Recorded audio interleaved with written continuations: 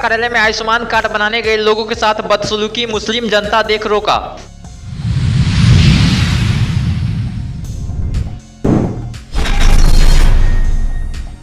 नगर थाना में दर्ज डकैती कांड में फरार चल रहे एक अभियुक्त को नगर थाना पुलिस ने समस्तीपुर से किया गिरफ्तार, कई सामान किए बरामद।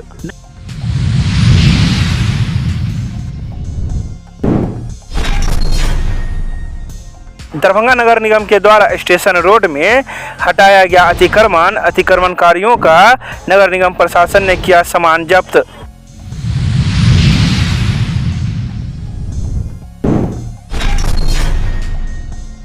दरभंगा के वार्ड नंबर 3 के बेल्लादुल्ला में बुड़को के द्वारा गाड़े जा रहे पंप हाउस को जमीन मालिक ने रोका, कहा यह निजी जमीन है, सरकारी नहीं।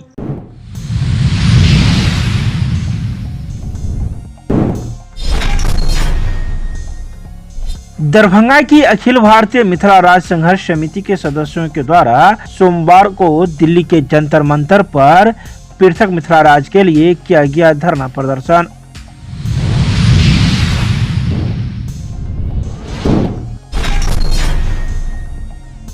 जिला एवं सत्र न्यायाधीश सह अध्यक्ष जिला विधिक सेवा प्राधिकार की अध्यक्षता में राष्ट्रीय लोक अदालत को लेकर हुई बैठक।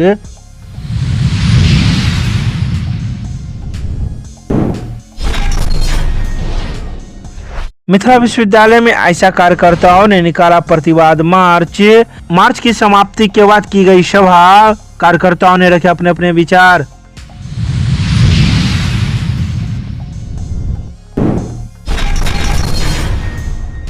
दरभंगा के NH पास भाजपा कार्यालय में आयुष्मान कार्ड बनाने के लिए एक कैंप का आयोजन किया गया था, जिसमें सोनकी के आदर्श कुमार को तैनात करते हुए आयुष्मान कार्ड बनाने के लिए कहा गया। स्वास्थ्य विभाग की गाड़ी पर सवार होकर अधिकारी पहुंचे, किसी भी आदमी को ना देख वार्ड 1 के पार्षद पप्पू खान को कहा गया कि आप लोगों को भेजिए आयुष्मान कार्ड बनाने के लिए। इसके बाद सैकड़ों लोग वहाँ पहुंचे, चूंकि वार्ड 1 अल्पसंख्यक बहुल इलाका है, इसलिए अल्पसंख्यकों को देखते ही वहाँ कार्ड बनाने से रोका गया और उनसे झड़प की गई। इसके बाद कार्ड बनाने गए मुस्लिम जनता को वापस लौटना पड़ा, जिसके बाद पार्षद पप्पू खान ने बताया कि आयुष्मान कार्ड में हिंदू मुस्लिम नहीं किया जाता है, लेकिन वहां कुछ लोगों ने जाति धर्म का हवाला देकर हमारे वार्ड की जनता का आयुष्मान कार्ड नहीं बनाया है। आए थे आयुष्मान कार्ड के लिए हमारे वार्ड कमिश्नर पप्पू खान जो है वो भेजे थे, लेकिन यहाँ आने के बाद पता चला कि लोगों जो है जात पात का बात कर रहे हैं, खाली मियाँ का फायदा हो रहा है, उसका कार्ड बना रहे लोग हमारे वोटर नहीं है और लैपटॉप ये सब बंद करके काम को ठप कर दिए। तो देखना चाहिए, वो बीजेपी के कोई भी नेता हो, मैं नाम नहीं बोलूँगा,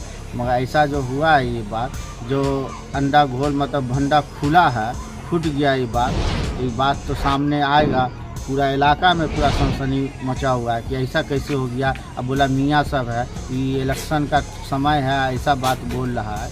इसमें तो इलेक्शन के समय में तो कोई भी जात के लोग रहते तो कहते हमारे बाप माँ है आप भाई, मगर ऐसा नहीं हुआ, उल्टे भगाया गया। तो दुख की बात है।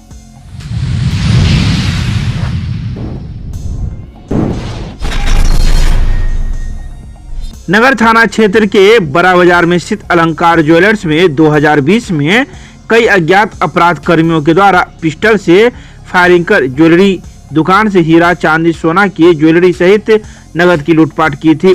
अनुसंधान के क्रम में इस कांड में कुल 34 अपराधी कर्मियों को पुलिस गिरफ्तार कर चुकी है तथा छापेमारी के दौरान 30 लाख रुपया नगद, हीरा जड़ित जेवर 71 पीस, 2 किलो 810 ग्राम लगभग सोना के जेवरात एवं गलाया हुआ सोना भी बरामद की जा चुकी है। एक घटना अपराध कर्मियों के द्वारा दी गई थी, जिसमें काफ़ी मात्रा में हीरा जवाहरात, चांदी, इसके बाद सोना की लूट हुई थी और फायरिंग भी अपराध कर्मियों के द्वारा किया गया था। अनुसंधान एवं छापेमारी के क्रम में पुलिस ने करीब 34 अभियुक्तों को गिरफ्तार किया और कुछ अन्य कांडों में भी गिरफ्तारी हुई थी, उसमें रिमांड किया गया और उनके विरुद्ध 34 अभियुक्तों के विरुद्ध आरोप समर्पित किया जा चुका है। और इसमें गिरफ्तारी के लिए चंदन उर्फ करण राय, जो कि पकड़ाया हुआ शख्स जो मुसरीघाटी थाना क्षेत्र रुपौली के रहने वाले हैं, जिसमें उनकी अहम भूमिका थी, इनका आपराधिक इतिहास भी है और कुछ आपराधिक इतिहास को खुला भी जा रहा है। ये घटना के बाद से हैदराबाद भाग गए थे, जिनके गिरफ्तारी हेतु लगातार जाल बिछाया जा रहा था और बीते रात्रि कल इनको मुफस्सिल थाना समस्तीपुर के बिशनपुर गांव से रिश्तेदार के यहाँ से इनको गिरफ्तार किया गया। और इस घटना में मुख्य सरगना रविंदर सहनी, प्रिंस सहनी, हनी सहनी जैसे अपराध कर्मियों को आरोप पर समर्पित किया जाता है।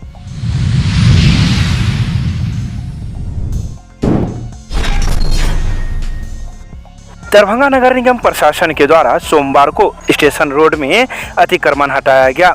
ये वे अतिक्रमणकारी थे जो सड़क के किनारे अतिक्रमण कर सड़क को जाम बनाए हुए रखे हुए थे। ऐसी शिकायत मिलने के बाद नगर निगम प्रशासन हरकत में आई और तुरंत अतिक्रमण हटाया गया।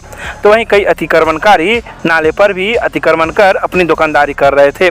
ऐसे सभी अतिक्रमणकारियों को नगर निगम प्रशासन के द्वारा सख्त हिदायत दी गई कि आगे से वे ऐसा न करे। आइए सीधे सुनाते हैं क्या कुछ कहते हैं नगर निगम से आए कर्मी जिन्होंने अतिक्रमण हटाया। को जाम की समस्या बराबर मिलता था, सूचना मिलता था। यहाँ पर पूर्ण रूप से अतिक्रमण हो चुका था। यहाँ नाला देख लीजिए, यहाँ पर नाला जाम है। इसके कारण हम लोग को आदेश आज मिला है और आज हम लोग 3 दिन पहले सूचना दे दिए थे, अनाउंस करवा दिए थे आप लोग यथाशीघ्र हटा लीजिए या सामान जब्त करते हुए जुर्माना की राशि वसूली जाएगी। इसलिए नहीं हटा है तो आज हम लोग अतिक्रमण कर रहे हैं। किसी से जुर्माना भी लिए हैं? नहीं, अभी तक तो जुर्माना नहीं लिए हैं। सामान भी जब्त हुआ? हाँ, सामान जब्त हुआ है। क्या जब्त किए? जब्त हुआ यही आपको कटघारा, चट्टी, यही सब जो रोड पर अतिक्रमण था उसको जब्त किया गया है। कितने लोगों का? करीब 5-10 लोग का। अच्छा, आप सामान जब्त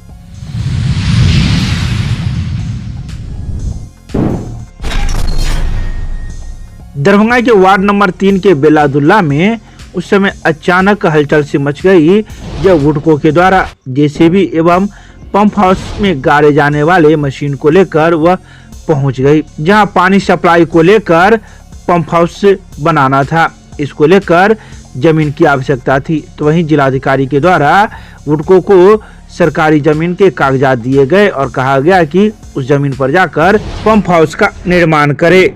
लेकिन अचानक जैसे ही उस जमीन पर जेसीबी की से कार्य शुरू हुआ तो स्थानीय एक व्यक्ति के द्वारा काम को रोक लगा दिया गया। कहा कि यह हमारी निजी जमीन है, सरकारी नहीं है।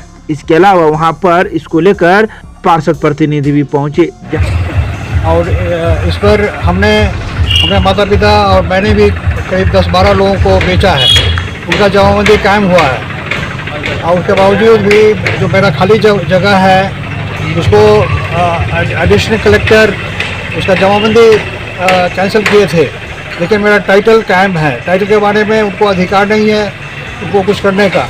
ये मैटर हम अपील किए हुए हैं डीएम साहब के यहाँ 59-20 केस वहाँ दायर है। हमने बेटी एक ज़मीन बेची थी, उसमें बेटी के ऊपर केस हुआ है। जो खरीदे थे उनका केस है 265-21। तो यहाँ क्या मामला है? यहाँ क्या रोक रहे हैं? यहाँ हमको जानकारी प्राप्त हुई कि यहाँ पर ये पंप हाउस बनाने का परियोजना है हुडको से। तो हमें जानकारी हुई तो मैंने आपत्ति जताया है।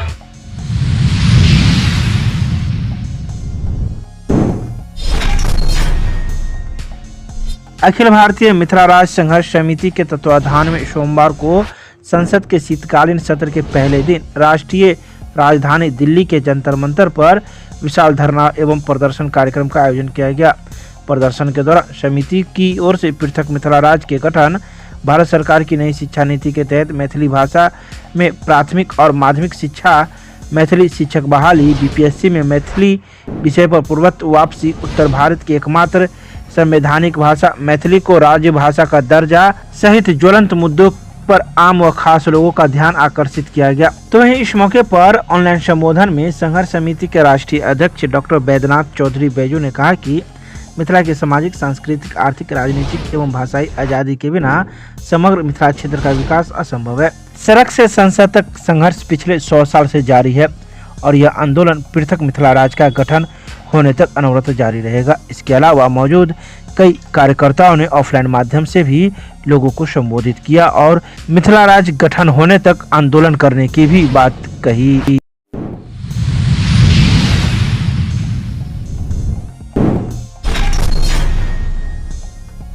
सोमवार को जिला एवं सत्र न्यायाधीश सह अध्यक्ष जिला विधिक सेवा प्राधिकार विनोद कुमार तिवारी की अध्यक्षता में 9 दिसंबर को आयोजित चतुर्थ राष्ट्रीय लोक अदालत के लिए अधिक से अधिक मामले के निष्पादन को लेकर संबंधित विभाग पदाधिकारियों के साथ समीक्षा बैठक की गई।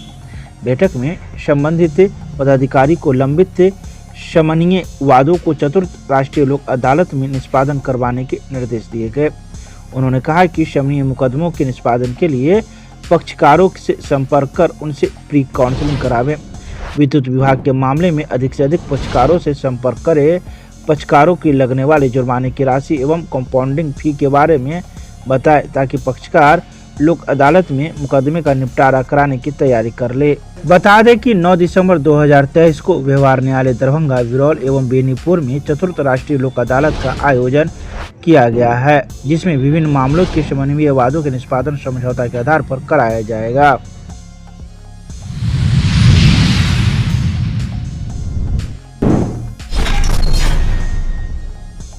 सोमवार को आयसा जिला कमेटी के बैनर तले शिक्षक कर्मचारियों के स्वायत्तता का हनन करने एवं विद्यालय शिक्षक के पारंपरिक त्योहारों की छुट्टियां समाप्त करने व मानसिक तनाव डालने के खिलाफ राज्यव्यापी प्रतिवाद मार्च निकाला गया। प्रतिवाद मार्च मिथिला विश्वविद्यालय कैंपस में निकाला गया और सभा में तब्दील हो गया, जिसकी अध्यक्षता आयसा जिला अध्यक्ष शम्स तबरेज तथा संचालन जिला उपाध्यक्ष मिथिलेश यादव ने की, जहां उन्होंने सरकार के चल रहे इस रणनीति के खिलाफ अपने अपने आवाज को बुलंद किया और विचार रखे।